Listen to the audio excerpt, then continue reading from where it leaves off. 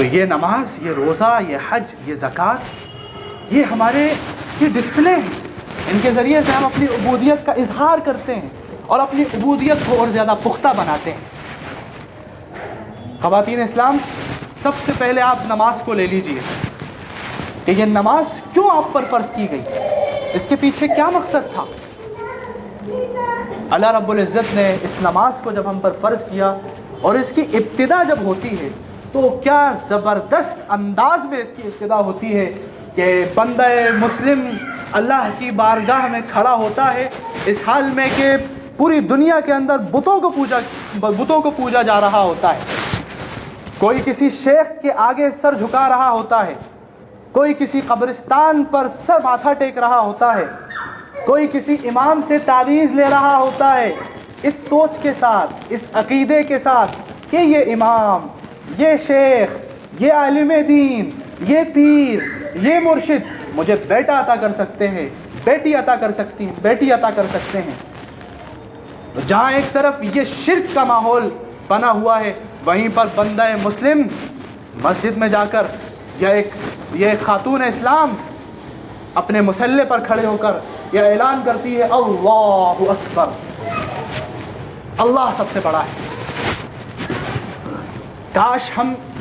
نماز کے جو اجزاء ہیں اور نماز میں جو کلمات کہے جاتے ہیں ان کے مطالب کو سمجھ پاتے، ان کے معنی کو ہم سمجھ پاتے، ان کی گہرائی میں ہم اتر پاتے۔ اللہ رب العزت نے جو چیزیں اس کے اندر فرض کی ہیں، جن چیزوں کو نماز کا جز بنایا ہے، خدا کی قسم اس کا بہت بڑا اثر انسان کی زندگی پر پڑتا ہے، لیکن ہمیں تو معلوم ہی نہیں ہے اللہ اکبر کا مطلب کیا ہے، ہمیں تو معلوم ہی نہیں ہے الحمدللہ رب العالمین کا مطلب کیا ہے، ہمیں تو سبحانک اللہم و بحمدک و تبارک اسمک و تعالی جدک و لا الہ غیرک کا مطلب ہی نہیں معلوم، سبحان ربی الاعلی سبحان ربی العظیم کا مطلب ہی نہیں معلوم۔ بڑے افسوس کی بات ہے۔ تو یہ بندہ کھڑا ہوتا ہے اور اعلان کرتا ہے کہ اللہ اکبر، میں ان بتوں کو توڑتا ہوں، میں اس شیخ کی داڑھی نوچتا ہوں، میں اس قبر کو پامال کرتا ہوں جن کے آگے یہ جھک رہے ہیں،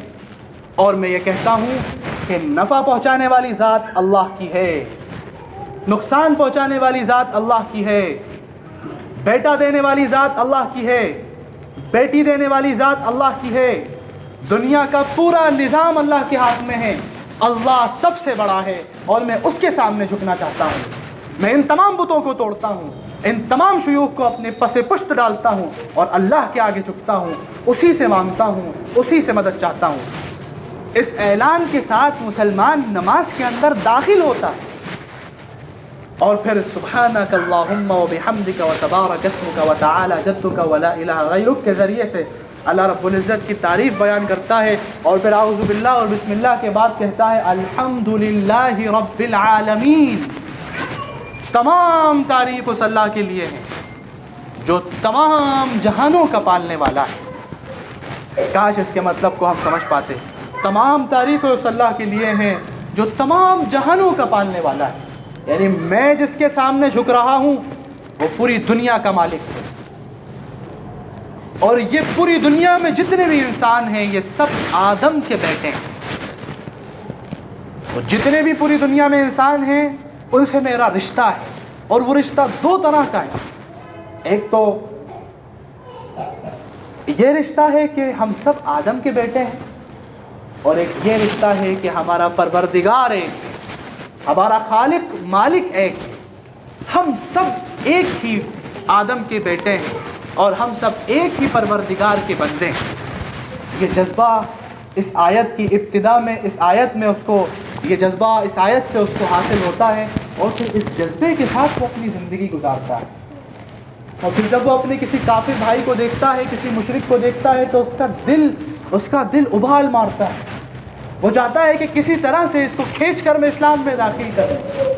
کسی طرح سے یہ قار مذلت میں جا رہا ہے اس کو میں کھینچ کر لے آؤں،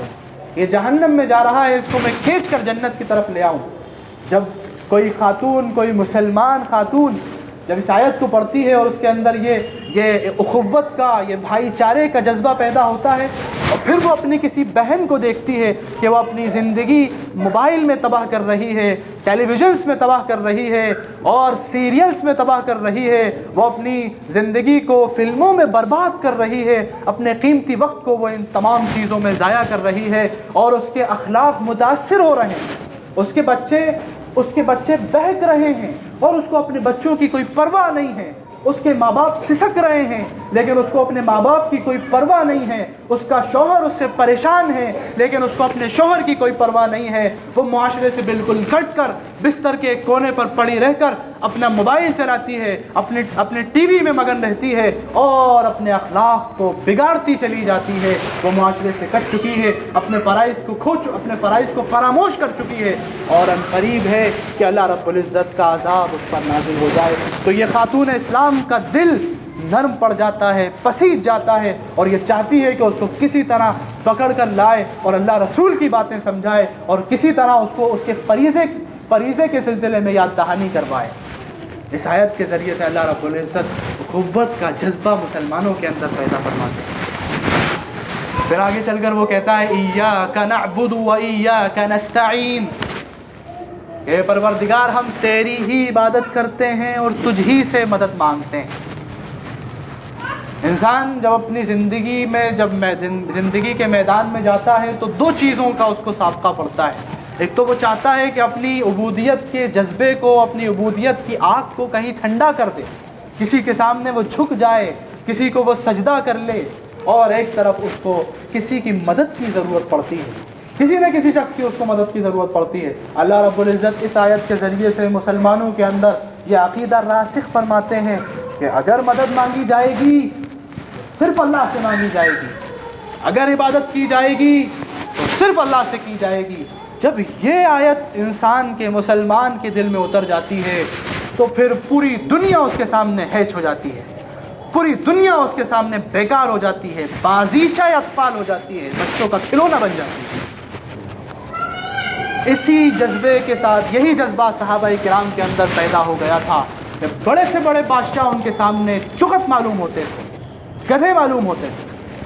حضرت ربعی بن عامر رضی اللہ تعالی عنہ رستم کے دربار میں جو بہت بڑے بادشاہ کا سپہ سالار تھا،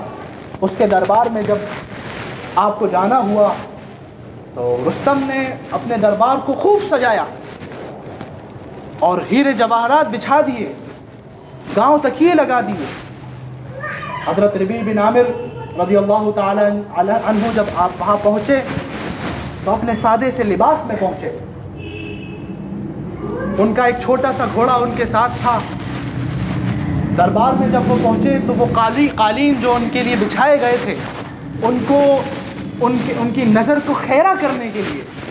ان کو مبہوت کرنے کے لیے کہ وہ متاثر ہو جائیں، اس لیے جو قالین بچھائے گئے تھے،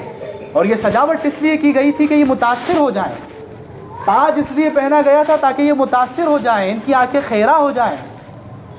تو وہ قالین جو ان کو خیرہ کرنے کے لیے بچھایا گیا تھا، اس قالین کو وہ اپنے گھوڑے سے رونتے ہوئے چلے جاتے ہیں۔ ان سے کہا جاتا ہے کہ تم اپنے ہتھیار کو اتار دو، تو وہ کہتے ہیں کہ میں خود چل کر نہیں آیا ہوں، تم نے بلایا تھا، اگر چھوڑ دیتے ہو تو ٹھیک ہے ورنہ ابھی واپس چلا جاتا ہوں۔ اور پھر وہ آگے بڑھتے ہیں اور ایک گاؤں تکیر سے اپنے گھوڑے کو باندھ دیتے ہیں، اور پھر اس کے بعد بادشاہ سے ایسے مخاطب ہوتے ہیں جیسے کسی بچے سے کوئی استاد مخاطب ہوتا ہے، جیسے کسی بچے سے اس کا باپ مخاطب ہوتا ہے۔ وہ کہتے ہیں اللہ ابتعثنا لنخرج من شاء من عبادت العباد الى عبادت اللہ وحدہ۔ اے رستم تو سن لے، اللہ نے ہمیں بھیجا ہے تاکہ تجھے اور تجھ جیسے لوگوں کو دنیا کی تنگی سے، دنیا کی وسعت تک میں نکال کر لے جاؤں، اور بندوں کی عبادت سے اللہ کی عبادت کی طرف میں ان کو لے کر جاؤں، اللہ نے مجھے اس لیے بھیجا ہے۔ اس طرح وہ مخاطب ہوتے ہیں، ان کی آنکھیں خیرہ نہیں ہوتی، کیونکہ ایاک نعبد و ایاک نستعین ان کے دلوں کے اندر اتر چکی ہوتی ہے۔ اور پھر یہ بندہ مسلم رکوع کرتا ہے،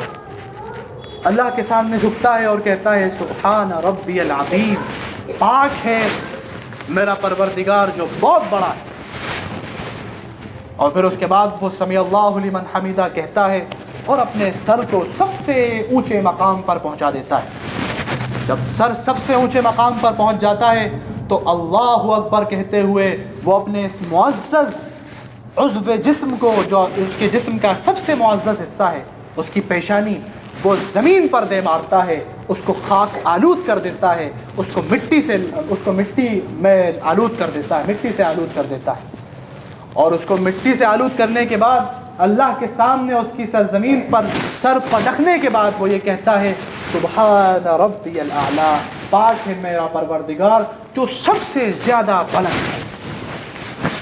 اس کے سامنے صرف اللہ کی ذات بلند ہے اور باقی تمام لوگ ہیں۔ اسی طریقے سے اللہ رب العزت نے زکوٰۃ کا نظام ہمارے لیے رکھا۔ زکوٰۃ کو فرض کر دیا گیا، سال میں ایک مرتبہ جو بچت ہمارے پاس ہوتی ہے اس بچت کا 2.5% ہم ادا کرتے ہیں۔ اللہ رب العزت نے زکوٰۃ کو اس لیے فرض کیا تاکہ ہمارے اندر فقراء کے لیے ہمدردی پیدا ہو، کہ کتنے ایسے غریب ہیں، کتنے ایسے مسکین ہیں جن کو نان شبینہ نہیں ملتی،